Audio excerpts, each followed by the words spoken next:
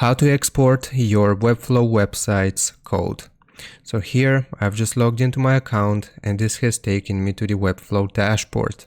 Now what we need to do is open up our website in the designer. So I've just clicked on open designer here. And if you want to learn how to export your code in Webflow, then all we have to do is focus on this button right here. So if we hover over it, you will see that it says export code, and I'll simply left click on it. And now this will generate my Webflow website's code in different formats. So we have HTML, we have CSS, we have JavaScript, and it also breaks down the different assets right here.